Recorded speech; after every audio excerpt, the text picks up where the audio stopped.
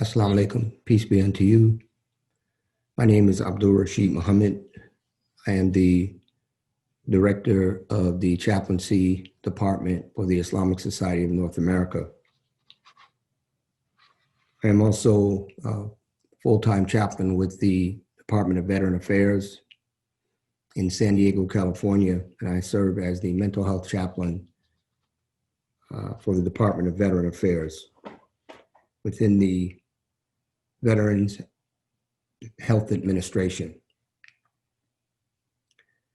This afternoon, God willing, in this segment of our training, we will present to you 4 speakers, all chaplains from 4 distinct ministries, 4 Islamic chaplains, all very experienced who worked in the field of chaplaincy, combined total of well over 50 years of service in our communities.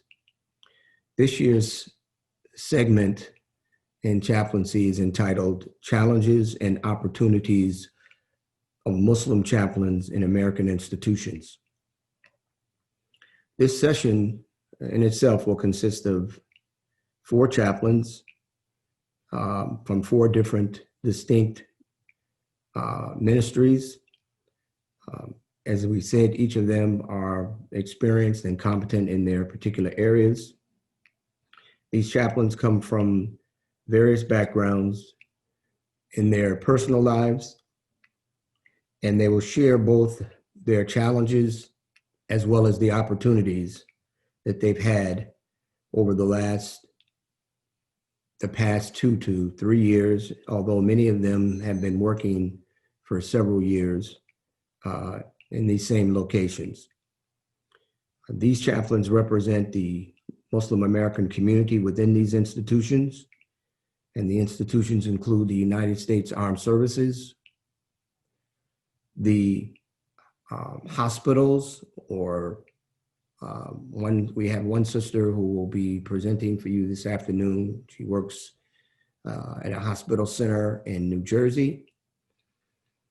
We have another brother who will present for you his ministry on a Army installation, and I will introduce each of them separately. And we also have a brother who is currently assigned in the military at the Air Force Academy in Colorado Springs. And we have one brother who will be speaking to you this afternoon from the Bureau of Prisons, and he is a chaplain supervisor with the Bureau of Prisons. He is also a reserve Navy chaplain. We are very proud of all of these brothers and sisters who have been serving both Muslims and non-Muslims now for, as I said, in excess of 50 years combined total service. They are first Chaplain Daoud Akbari. Chaplain Akbari is the garrison or installation chaplain at Fort Benning, Georgia.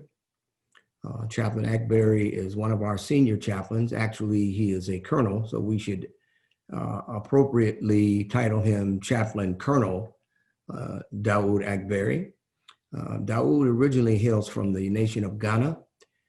He first began his military career well over 25 years ago, where he served in the United States Navy. And Chaplain Akbari served in the Navy for a couple of years before branch transferring to the United States Army to serve as a chaplain. He has been on active duty now in the United States Army as an Army chaplain for over 20 years, and he has served with valor and distinction. Chaplain Akbari and I have served together. We were deployed to Iraq back in 2004, 2005, and we had the pleasure of ministering to our soldiers as well as the Iraqi civilians in Baghdad during the time that we were deployed to Iraq. Chaplain Akbari comes to us with a highly very excellent background. He is clinical pastoral education trained. Chaplain Akbari also has his doctor in ministry, and he was also trained previously in the Arabic language in Saudi Arabia and in Sudan. Brother Akbari received his master's in divinity from the Graduate School of Islamic and Social Sciences back in 1999 with 10 of his other co-religionists, and he has served on active duty in the United States Army since, I want to say, the summer of 1999. Our next panelist is Brother Hussain Sheikh, and Brother Hussain Sheikh is our chaplain representative from the Department of Justice in the Bureau of Prisons. Chaplain Sheikh is a supervising chaplain at Cumberland Correctional Facility in Howard County, Maryland, and he has served there now for over 5 years. Chaplain Sheikh also is a reserve naval chaplain. In fact, I had the pleasure of meeting with Chaplain Sheikh just the other day. He was out here in San Diego doing his annual training as a Naval Reserve chaplain.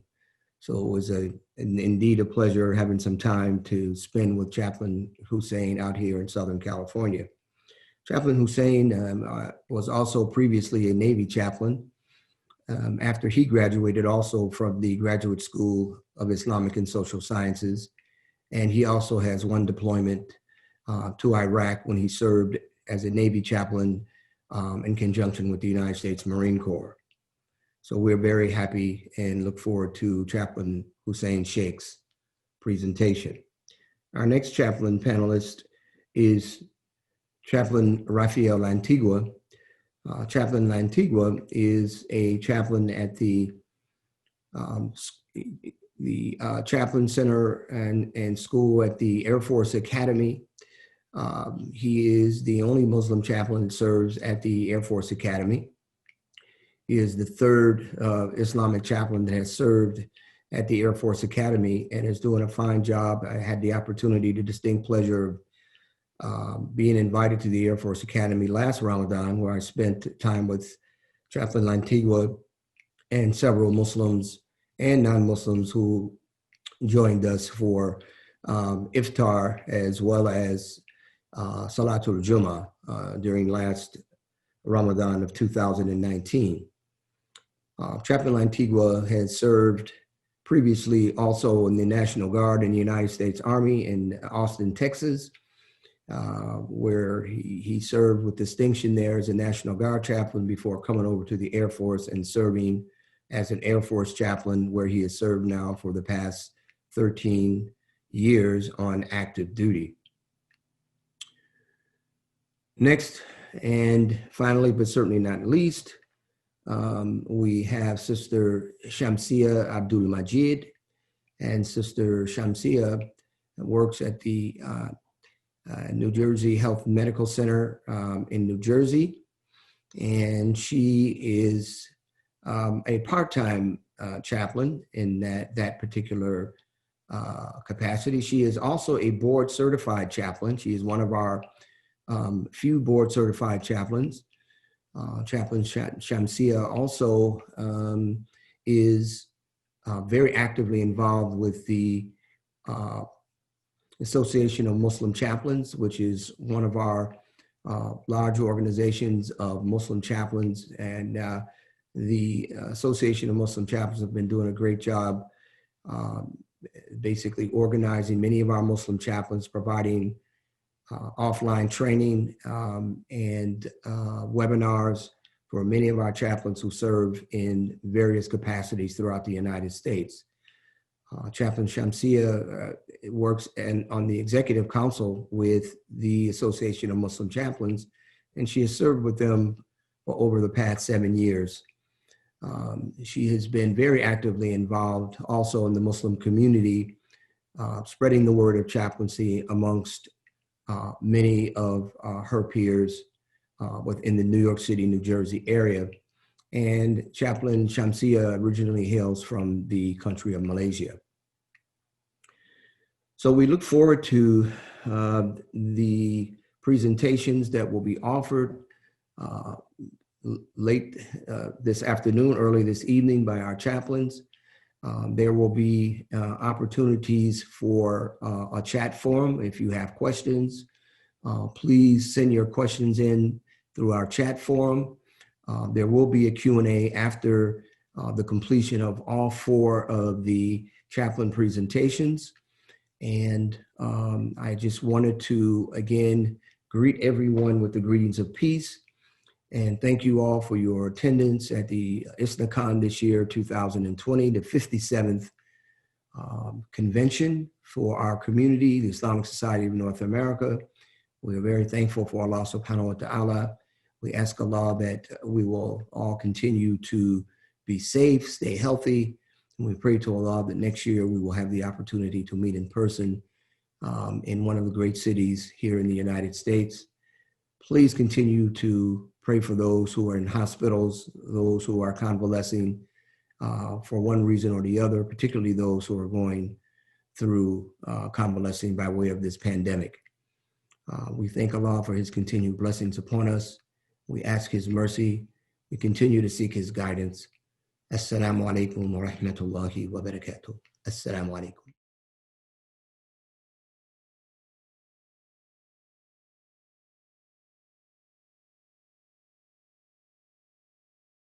أعوذ بالله من الشيطان الرجيم بسم الله الرحمن الرحيم الحمد لله الواحد القهار الذي لم يلد ولم يولد ولم يكن له كفوا أحد أشهد أن لا إله إلا الله وحده لا شريك له وأشهد أن محمدا عبده ورسوله أرسله الله بالهدى ودين الحق ليظهره على الدين كله ولو كره الكافرون ولو كره المنافقون ولو كره الظالمون. Assalamu alaikum, my dear brothers and sisters. Foremost, I would like to thank Imam Abdul Rashid Muhammad for the opportunity to speak to you today. Inshallah, my talk this morning will begin with a short introduction of myself, and then my military career, my assignments, and my responsibilities here at Fort Benning, where I am serving as the senior command chaplain. And then we'll conclude with our response to COVID. So, with my introduction, I was born and raised in Accra, the capital of the West African country of Ghana. I had my formative education in Ghana.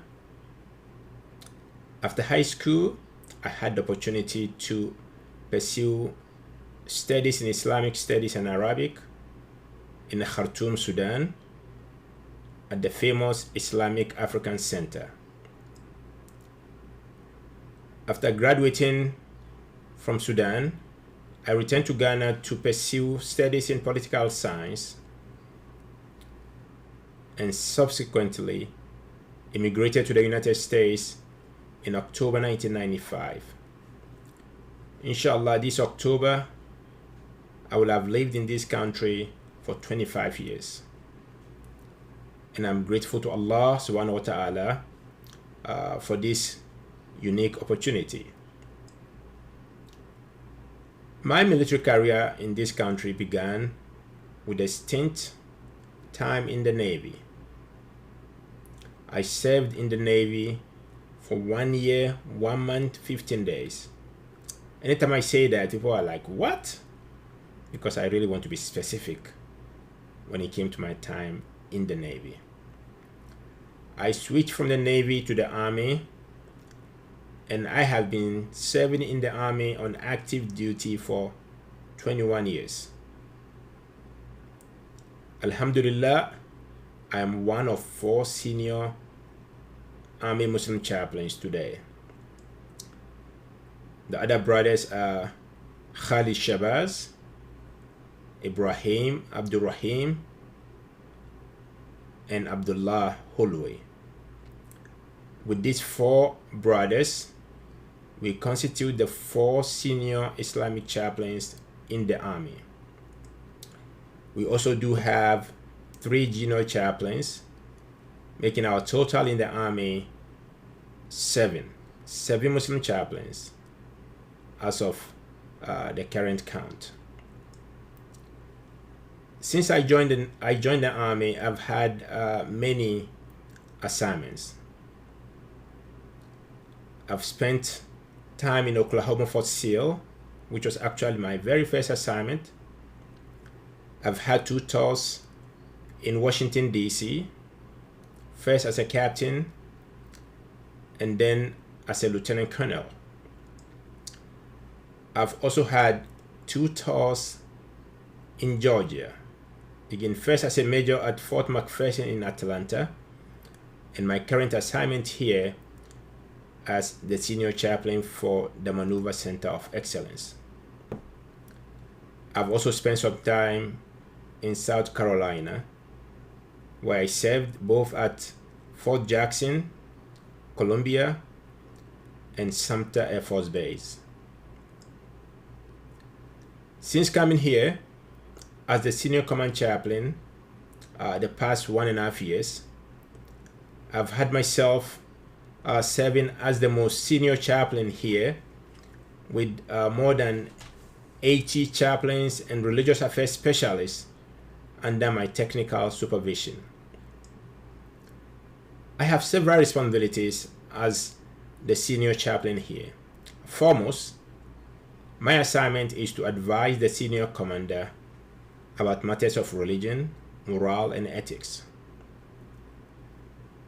Secondly, as the senior command chaplain, I also represent the chief of chaplains to the community here. My other responsibilities include coordinating, facilitating, and resourcing religious support delivery. I have to ensure that the many chaplains on this post do what they're supposed to do to enhance the mission of the senior commander. In addition to that, also being the only Muslim chaplain here on Fort Benning, so I serve as the subject matter expert when it comes to Islamic religious and cultural issues, in addition to be the one leading services for Muslim chaplains. I do have another contractor who supports me because of my many travels. Being a senior command chaplain definitely comes with challenges, because here you are responsible for the professional development of the chaplains and religious affairs specialists that serve in this command. And here at Fort Benning, we have been very fortunate to have many flavors of religious traditions represented in the army. I, as the Muslim chaplain here at Fort Benning, represent one flavor. We do have a Jewish chaplain, we have a Buddhist chaplain, we also have LDS chaplain. So Fort Benning, to some extent, is very unique. We also have the Catholic priest. So, and the Catholic priests, as we know, they are endangered species. So we have been fortunate here to have chaplains from different religious traditions representing their faith here at Fort Benning. And I am responsible to ensuring that they do what they're supposed to do. And I report to the senior commander for all of these activities. Every religious activity on this post falls under my purview. And so I have to work hard to make sure I keep track of what we do here. On a normal day, on a normal Sunday, we have more than 22 worship services on post. COVID definitely has wreaked some havoc on that, and we are not able to do a lot of those. But these are some of the things we do here, a lot of activities, especially for Fort Benning being a post with both training soldiers as well as active duty soldiers.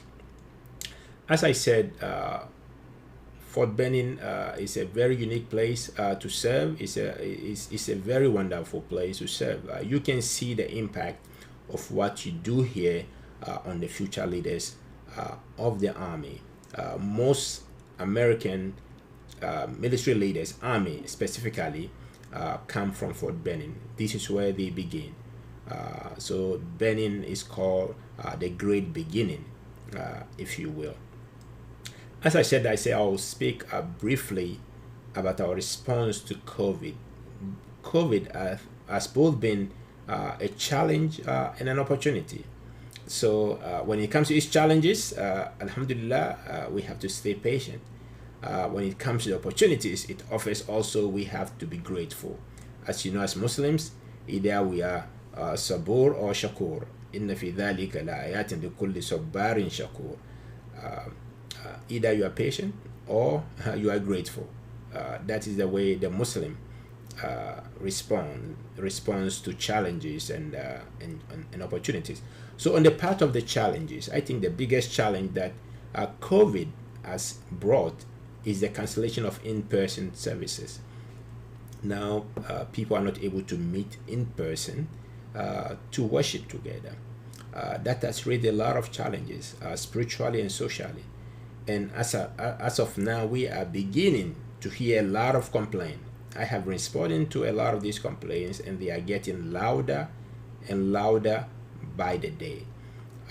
We have come to realize that human beings are created to live in communities.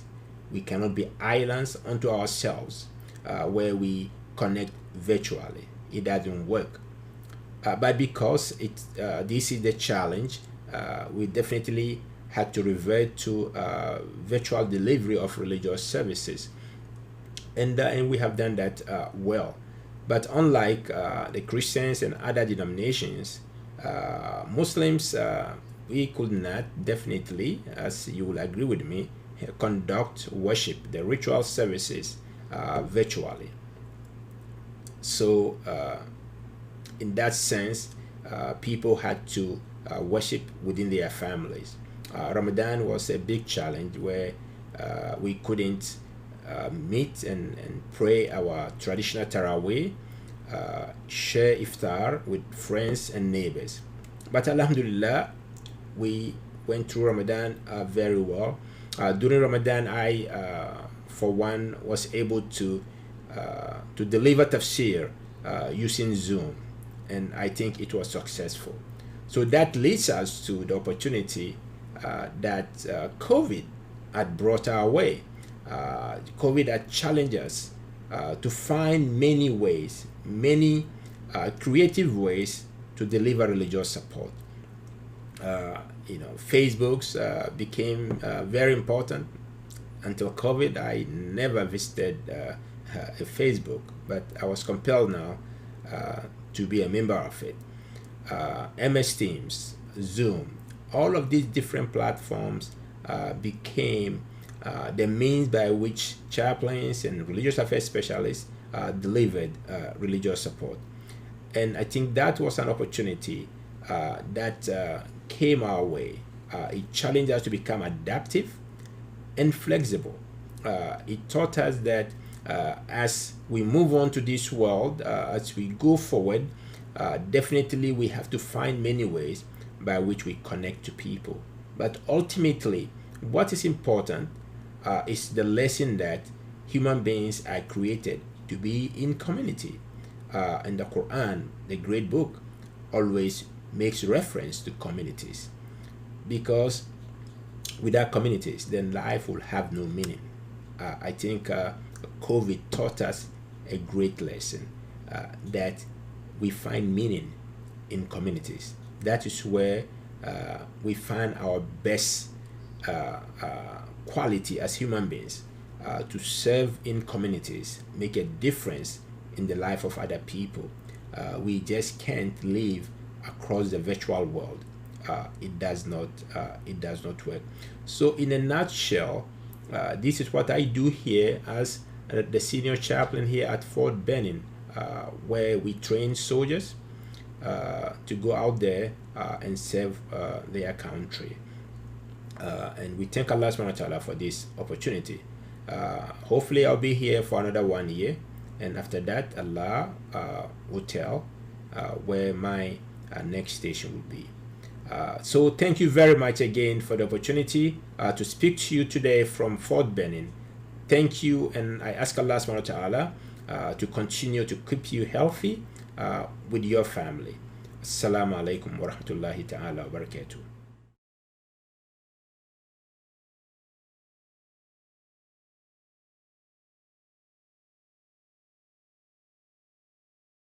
Bismillahirrahmanirrahim. Assalamu alaikum wa rahmatullahi wa barakatuh. My name is Shamsia. I'm a chaplain, a healthcare chaplain working in palliative care in a hospital north of New York City. And I would like first to thank you, Brother Abdul and the ISNA Chaplaincy Department for this opportunity. In the time that is available to me, I will try to cover basically two areas. One is the impacts of COVID on healthcare chaplaincy and lessons learned, and the other is on building resilience. A caveat to this talk is that it is a one-person experience of the pandemic, mine. And in doing so, I will move between the general and the personal, and the personal being my own experience, and in some cases, accounts of other individuals. To me, it is amazing how hospitals quickly change to meet the rising tide of COVID-19, the rising tide of COVID-19 patients. My hospital on the outskirts of New York City, for example, ramped up as well. Some floors were designated COVID only. Rooms were configured. With certain medical services halted, some staff were mobilized to where they were most needed. One area that is keenly felt by patients, families, and staff alike is the change in visiting policies and visiting protocol. Stringent precautionary measures were implemented. For some time, visitors were not allowed at all. Now that situation has improved, we have controlled visitation, which means that prior arrangements are made with the unit for a visit of a limited period for specified persons only. So families just can't walk in for a visit like they did before COVID. And a hospital bed is a lonely place under normal circumstances, and become all the more so when one's loved one cannot visit. For families, what was normally stressful time becomes very distressing. Families are very emotional about not being able to be with their loved ones. These policy and protocol changes necessitate changes in chaplaincy service as well, both in mode of delivery and the focus of the service. One very distinct change is that support is primarily by telephone. This poses a real challenge for us.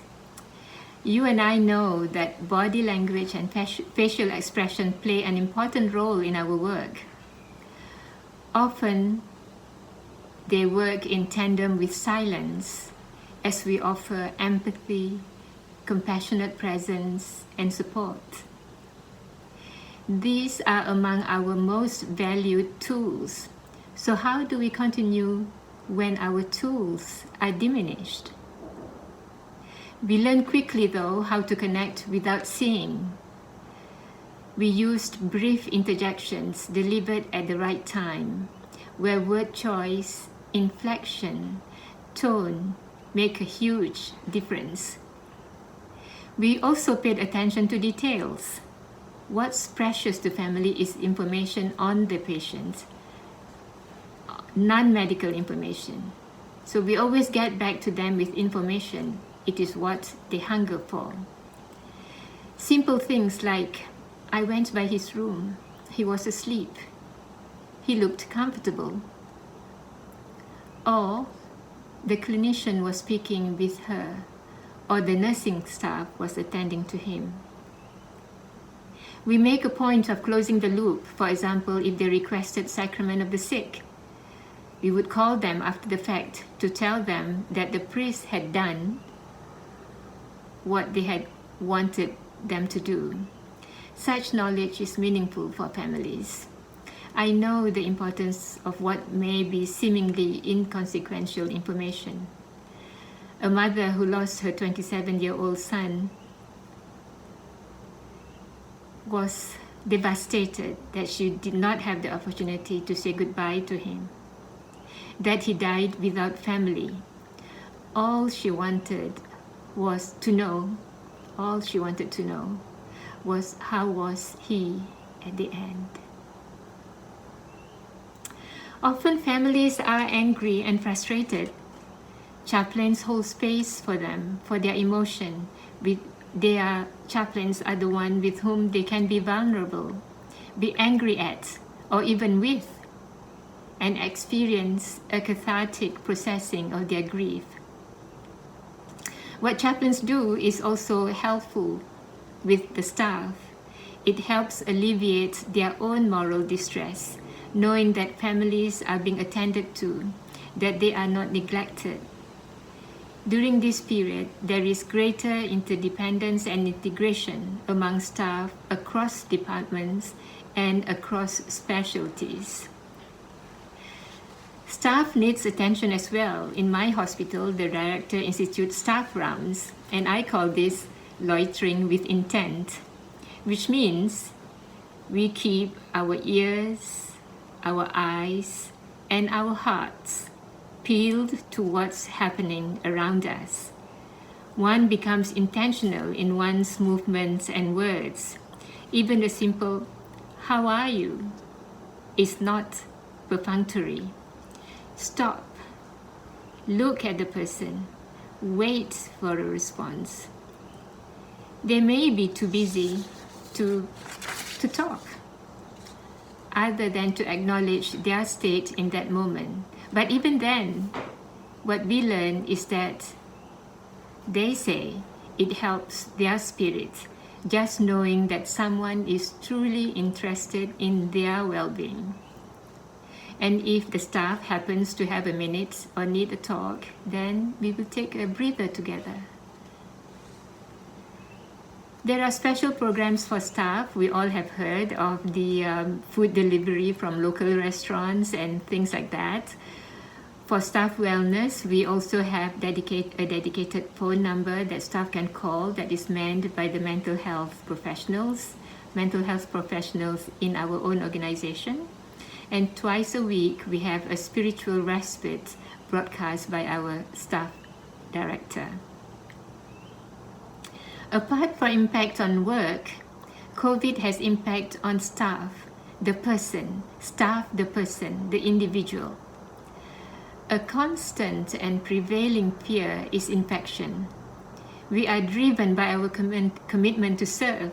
At the same time, we also have families and loved ones we are responsible for. We have children. We have family members who are vulnerable because of medical conditions or age or both. There are situations where both spouses are frontline workers. Some reluctantly left their job. Some clinical pastoral education training was cut short, and chaplains found themselves not working. It's hard when we are cut off from something we love. I experienced a hint of that when I made a decision to stop work because of fear for a family member who is medically compromised. I grieved at the loss of a calling. Luckily for me, the week that I informed my boss about my decision was when the hospital decided to ask some employees to work from home. But working from home also brings its own tension. There is a sense of guilt that we are not exposed while our colleagues are. In virtual programs conducted for staff like the Schwartz Rounds, which is designed to specifically acknowledge staff's own human experiences in caring for patients, we are assured that we are asked to work from home to reduce the potential for spreading the disease. And also, with the uncertainty about the future, we are on the ready to come in if the wave continues unrelenting. And the new mode of supporting our clients, even after having adjusted to it, I often feel inadequate or dissatisfied. I, being the worst critic, I feel that I have not been able to give fully or connect fully. It's reassuring to know that I'm not unique in feeling this way. From chaplain discussion groups and support groups, I gather that it is fairly common. Assurances that we are in an unusual situation and cannot hold ourselves to the usual norms and self-expectation helps assuage my angst and guilt feelings. So what do I learn from this experience? For work, the experience emphasizes how much we depend and help each other. We each are specialists in our fields, and everyone is needed. There is greater understanding of how chaplains can contribute. We are not to be thought about only when a person is dying and called in for a prayer. There is greater integration among teams. At the personal level, for me, I had to work on resilience. COVID-19 gives me another lens to view the importance of relationships to family, to colleagues, friends, communities, and to God. It reinforces the concept of submission in our religion. I have come to embrace uncertainty, though I did not get there instantaneously. At the beginning, I was keeping track of the news constantly. Out of a need to do something, my husband and I keep track morning and evening of the numbers of death and infection. I attended virtually every webinars offered from various Islamic organizations and professional organizations. I was jumping from one to another and sometimes simultaneously, one on the phone and one on the computer. A sure sign of stress, overcommitment to activities. It took me more than 2 months to get into a routine, to be selective, to choose and be able to say no to my anxiety-driven action and activities.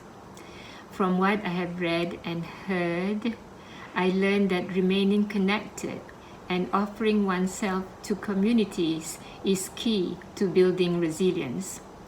Resilience being the ability to handle uncertainties and challenges, to learn and grow from them, which brings to my mind Surah Al-Baqarah, ayah 153 to 157. Like many others, I upped my involvement with the Association of Muslim Chaplains to support chaplains.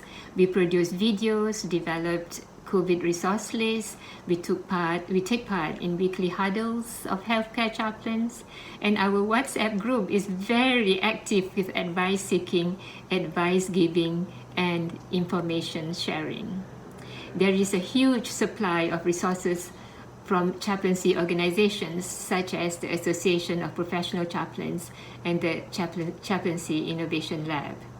Also, like other chaplains, we offer assistance to our communities. For example, on my suggestion, my mosque hold virtual sessions to keep the community together, feel supported and connected.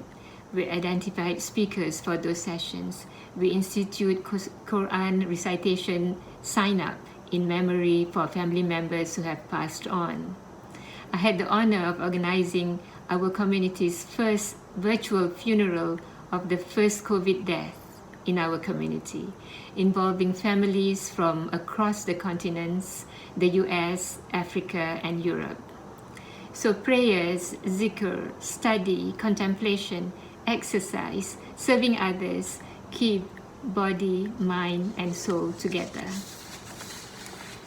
Resilience to me is the ability to recognize adverse situations, see what I can and cannot do, attend to the ones I can, which with Allah's grace will be done with ease, escalate those I can't do anything about to those I think who can, and most of all, to Allah's infinite mercy and wisdom. My dua every day is that the experience of this pandemic will increase my iman and taqwa, my awe of God's power and creation, as well as my ability to handle the inherent uncertainties of things, the ability to meet life challenges and grow from it. I will end here. I have prepared a list of resources that I found useful, which I will make available to you through Brother Abdul Rashid. Alhamdulillah, astaghfirullah, la ilaha illallah. Allahumma salli ala Sayyidina Muhammad wa ala alihi wa sahbihi wa sallam. Assalamu alaikum.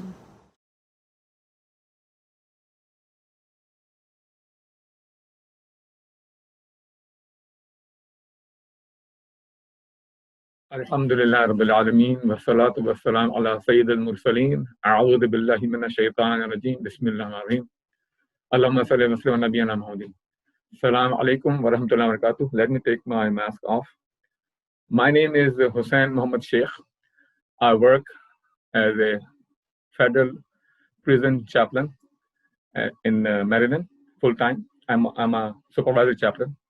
I'm also a reserve naval chaplain in the Navy. At the time of this recording, I'm currently in California conducting my 2 weeks of annual training, part of my reserve responsibility, and giving a break, well-deserved break to the chaplain here. It is an honor and privilege to share with you some perspectives, some nuances from correctional ministry. There's a saying in the chaplaincy, in the BOP, Bureau of Prison Chaplaincy, there's a motto, reaching, reconciling, restoring lives impacted by incarceration. I tell inmates that how do you spell the word live, L-I-V-E, or live backward, and they think about it and say, oh, evil, yes. So we all have to work on ourselves to decrease our animal instincts and increase our angelic instincts. We all have to work on ourselves constantly in this earthly life to achieve the hereafter heavenly life. Inmates, even though they are incarcerated offenders, they're incarcerated inmates, offenders, I use the word interchangeably, they still have rights. Those rights could be many. Let's say there are 4 rights: legal, medical, dietary, religious. And then government, BOP, Bureau of Prison, DOJ, Department of Justice will fulfill those 4 rights with their own 4 rights, with their own 4 requirements. Those rights of inmates are fulfilled within the scope of good order, safety, security, and least cost to government or budgetary constraints. When inmates arrive at a federal prison, they go through a orientation. We call it admission and orientation, and they are given a admission and orientation ANO handbook. Just like inmates are coming into a society as if they're newborn in a society, and this society is basically prison. And then the scripture is their ANO handbook. Just like a child is born in a world, the scripture for that the society is the Quran, Bible, Gita, and so on and so forth. So inmates are held accountable based on the ANO handbook. The federal judge has assigned an inmate offender in our care and custody. The word care and custody can change depending on inmate's behavior and how he responds into custody and care. Inmates have opportunities and limitations to improve themselves. Again, the word opportunity and limitation can change into limitation and opportunity also. The welfare, well-being of an offender has been given to us, and we empower the inmates. We share these guidelines in the ANO handbook, in ANO orientation with inmates, so that it can maintain good orderly running of the institution. The federal prison can be looked at from the lenses of safety, security, sanitation, and re-entry. These four things, safety, security, sanitation, re-entry, are like the paramount, are important. Re-entry is the word, is a buzzword basically, which basically implies empowering or giving tools to inmates, offenders, so that they can go back to society as a protected citizen, and then they hopefully they will not come back, and they reduce their risk of coming back, called recidivism. I mentioned to you that I'm a reserve in the Navy chaplain, and I was also in the Navy as air traffic controller enlisted in the past. I compare a federal prison as a static aircraft carrier, or a city within a city. Basically, you have a place, inmate offenders have a place to sleep, place to eat, place to enjoy themselves, recreation, and so on and so forth. But there's a movement on restrictions. Their deployment or their sentence could be 1 year, 2 year, longer or less. However, their care and custody is our responsibility, and there are many departments and many disciplines which are available to provide welfare to the inmates, offenders. Those could be health services, medical, dental, food services, psychology services, drug treatment program. Not every place, not every institution in Bureau has drug treatment program. Most do. Religious services or chaplaincy services, education services, recreation services, business office, finance office, human resource office, computer services, housing services. Housing is where inmates stay, and you have, of course, a unit manager, counselor, case manager, secretary, and they are also and of course, a unit officer. They are also part of the welfare of the and well-being of the inmates. Commissary services, where inmates go and purchase certain, like a food store, they purchase items. Facility services to maintain the facilities. Federal prison industry, or we call it UNICOR, federal prison industry, FPI, where inmates are assigned certain jobs so that they can occupy their idle time with some productive skills, empower them with the skills so that they can use those skills, so that culinary skills, cooking. They can work on maintaining, engraving the name tag, or engraving the plaques. Sometimes inmates also work on fixing the computer. Sometimes they work on fixing the wheelchairs. That's part of federal prison industries. Collection services, receiving discharge, and mailroom. And there could be more that I may not have mentioned here. Federal Bureau of Prison provides inmates of all faith group, authorized faith group, with reasonable and equitable religious accommodations within the scope of good order, safety, security, and of course, least cost to government. There are two laws. Primarily, there are two laws which governs accommodation in a federal prison.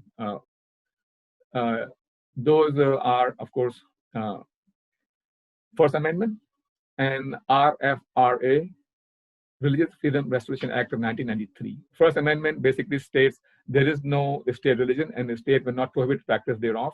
Basically, that allows the chaplain to make sure that the chaplain is fair and equitable with every faith group, and chaplain cannot discriminate to any faith group. The RFRA, Religious Freedom Restoration Act of 1993, and it has a state equivalent also has 4 parts. The first 2 parts belong to the inmate, plaintiff, or the offender. The next 2 parts belongs to the government, BOP, DOJ. The first 2 parts are inmates must have a sincerely held belief. Next part is inmate must articulate that his sincerely held belief has been restricted. There is a restriction on his sincerely held belief. Government must, and the next 2 parts, government or BOP, DOJ must have a compelling government interest for restriction to be applied. And the next 4th part is government must use least restrictive means to maintain the restrictions. I'll give you some example. For example, you have inmates or of certain faith groups which are required to have wine for their worship service. Even though federal prison or federal facility in this case is alcohol-free environment, or especially correction and federal prison alcohol-free, some faith group, of course, Catholic, Christian, and other faith groups may use wine and some for their services. And those wine are, of course, used and offered with a chaplain or a volunteer or contractor, approved volunteer contractor, within a specific time and space. Some faith groups require tobacco, or cigar. Native American, they use the tobacco to exhale, to send this prayers to their ancestors. The Santeria inmate, they use cigar basically to offer or to please the god and or to give their wishes to the god, their orishas. There are weekly scheduled activities that inmates are most welcome to come, and they are posted in the computer system that inmates can access, and also they're posted in housing areas. Inmates are encouraged to attend those weekly activities. In addition to those weekly activities, there are seasonal activities. There are seasonal activities that inmates can also request. Those are also posted. And the yearly schedule of religious holidays, days of work prescription, and holy fast are also available to inmates. Work prescription is that inmates can request time off from their work during certain holy days. Inmates can also request to participate in fast based on their faith group.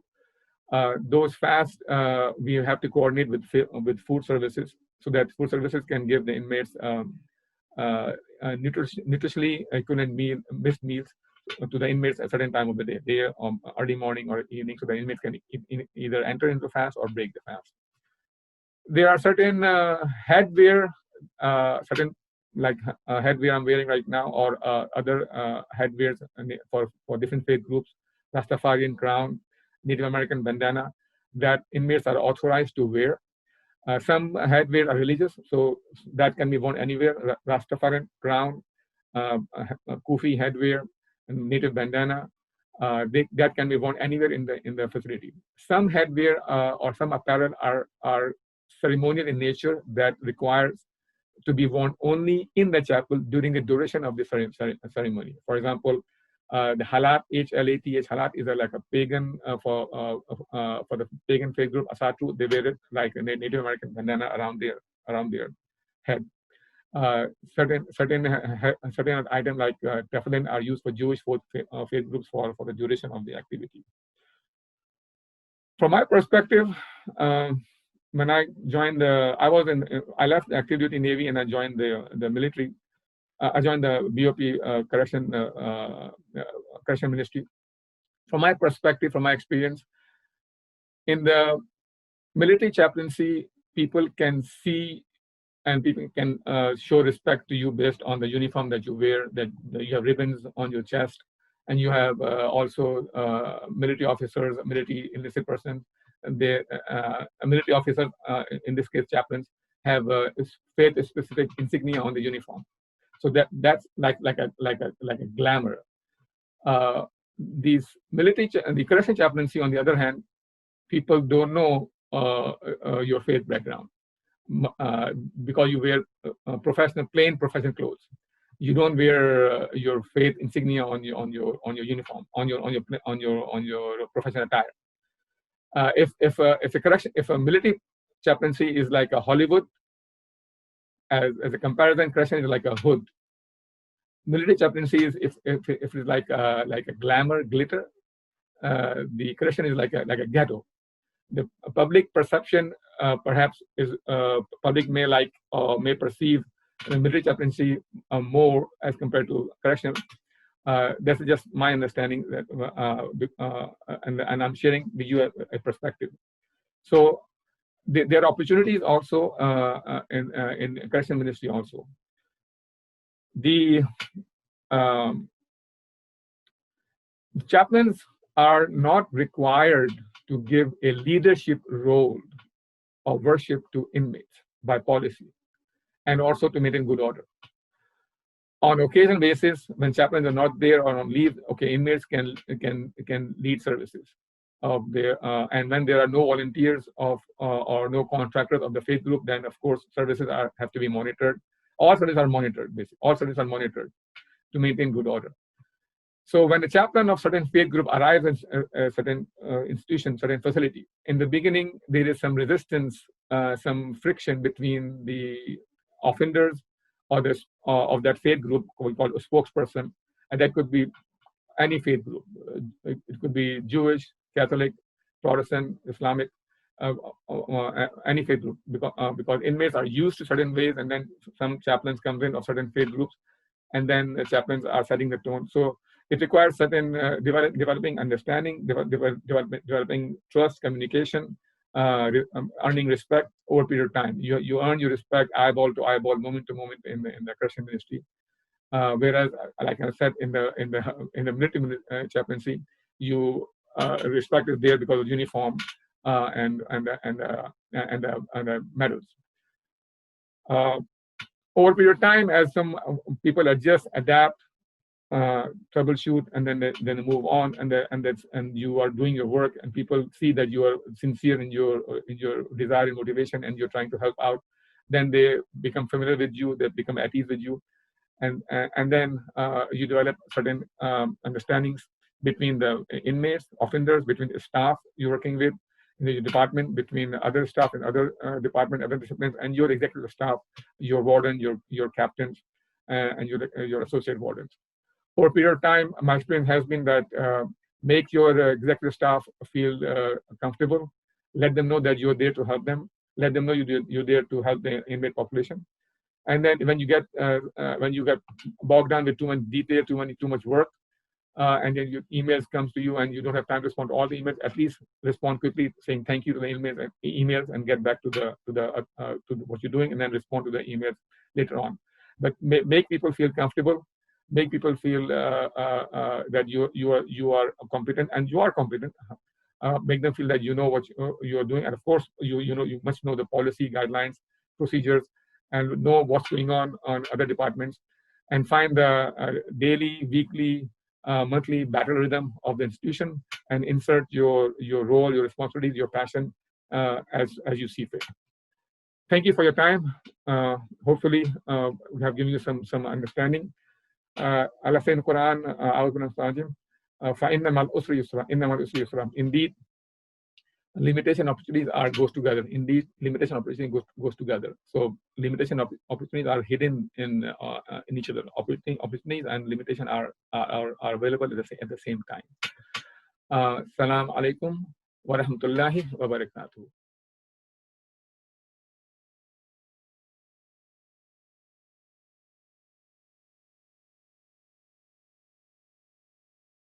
Assalamu alaikum wa rahmatullahi wa barakatuhu. Peace be upon you and the mercy of God and His blessings. I am Chaplain Captain Rafael Antigua Jr. of the United States Air Force, assigned to the Air Force Academy in Colorado Springs, Colorado. I have served in the United States Armed Forces since 1994, and I have served in the Chaplain Corps since 2013. Chaplains have served with American forces in the colonial militias of the 1600s and 1700s, and have remained an integral part of the United States military since the formation of the Continental Army and Continental Navy in 1775. We are a unique manifestation of the nation's commitment to the values of freedom of conscience and free exercise of religion proclaimed in the founding documents of this country. We represent specific religious organizations, such as in my case, the Islamic Society of North America, and we work together with chaplains of different faith traditions within the pluralistic context of the military to advise commanders and other leaders, and also to provide religious ministry in support of the free exercise of religion. We exist to accommodate religious needs, provide religious and pastoral care, and to advise commanders on the complexities of religion with regard to personnel and the mission, as it is appropriate.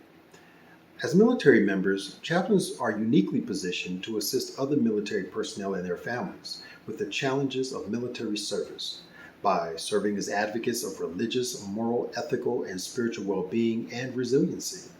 We are essential to fulfilling the government's responsibility to ensure the free exercise of religion for all service members and their families, which the U.S. Constitution, law, and policy support. We also guard against religious discrimination of any kind, and we either provide or provide for the religious worship, rites, sacraments, ordinances, funerals, and ministrations based upon the requests and needs of service members and their families. Now, as chaplains, we are formally trained religious ministry professionals and staff officers who are endorsed by an ecclesiastical organization, such as in my case, the Islamic Society of North America, and commissioned by the U.S. government to serve as the principal advisors to commanders for all issues regarding the impact of religion on military operations. Now, per the Geneva Convention, chaplains are identified as protected personnel in our function and capacity as religious ministers. We are prohibited from bearing arms, and we are classified as non-combatants. So we are not permitted to engage in combatant duties, and we cannot engage in activities that would compromise our non-combatant status. During combat operations, for example, we care for the spiritual needs of the wounded, and we honor the fallen. Now, here at the United States Air Force Academy, in my specific role as the chaplain assigned to the Dean of Faculty, one of my responsibilities is to manage the Muslim Religious Support Program for the more than 40 Muslim cadets and staff members. This consists of hosting and facilitating a communal halal luncheon on Yawm al-Jumu'ah, followed by Salat al-Jumu'ah, and a religious education session to allow for questions and answers between not only myself and the Muslims, but also for our non-Muslim guests.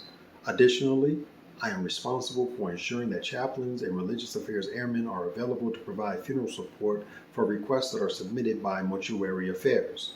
And I'm also the chaplain OIC, or officer in charge of the special programs in religious education for all the faith traditions that are represented on the Academy. What this means is that I am responsible for having oversight and ensuring that the religious education needs of cadets are being met. Now, during these past several months, the COVID-19 pandemic has adversely affected us all, Muslim and non-Muslim alike.